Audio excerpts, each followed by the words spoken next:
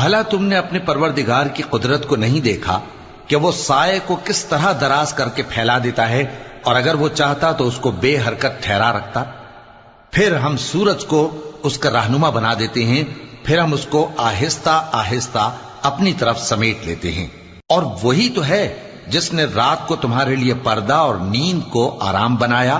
اور دن کو اٹھ کھڑے ہونے کا وقت ٹھہرایا۔ اور وہی تو ہے جو اپنی رحمت یعنی مے کے آگے ہواؤں کو خوشخبری بنا کر بھیجتا ہے، اور ہم آسمان سے پاک نتھرا ہوا پانی برساتے ہیں